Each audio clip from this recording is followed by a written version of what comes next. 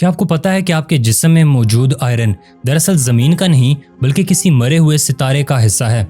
यानी लिटरली आपका जिस्म स्टार डस्ट से बना हुआ है और ये कोई फैंटेसी नहीं, प्योर साइंस है। अब ज़रा इमेजिन करें, अरबों साल पहले जब हमारा सोलर सिस्टम भी एग्जिस्ट नहीं करता था, उस वक्त मैसिव स्टार्स के अंदर एक प्रोसेस चल रहा था जिसे साइंटिस्ट स्टेलर न्यूक्लियोसिंथेसिस कहते हैं।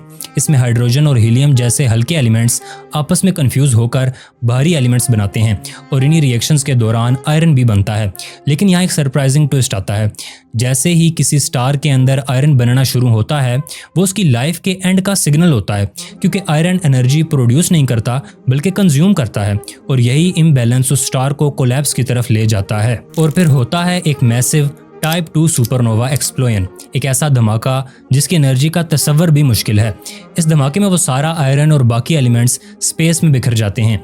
अब जरा ये सोचें, ये प्रोसेस लाखों नहीं बल्कि बिलियंस ऑफ ईयर्स में होता है और आपके जिस्म में मौजूद आयरन तकरीबन 4.5 बिलियन ईयर्स पुराना है। यानी आप अपने अंदर एक एंशिएंट कॉस्मिक हिस्ट्री लेकर चल रहे हैं। लेकिन यहाँ एक और इंटरेस्टिंग बात सुने, जब अर्थ बनी तो आयरन हर जगह सरफेस पर नहीं रहा, क्योंकि आयरन एक हैवी एलिमेंट है, इसलिए वो आहिस्ता आहिस्ता जमीन के अंदर सिंक होकर कोर में चला गया। यही आयरन कोर आज हमारी अर्थ का मैग्नेटिक फील्ड बनाता है, जो हमें डेंजरस सोलर रेडिएशन से प्रोटेक्ट करता है। यानी अगर आयरन ना होता तो शायद लाइफ भी पॉसिबल ना होती। और कहानी यहाँ और भी इंटरेस्टिंग हो जाती है।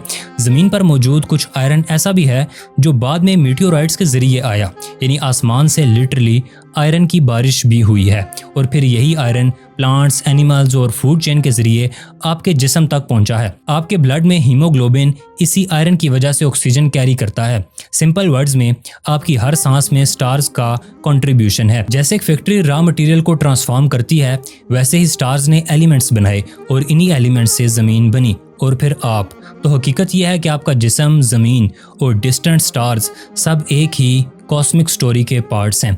अब सवाल यह है कि अगर हम वाकई स्टार डस्ट हैं तो क्या हम सिर्फ एक आम बायोलॉजिकल एग्जिस्टेंस हैं, या फिर यूनिवर्स खुद हमारे जरिए खुद को ऑब्जर्व कर रहा है।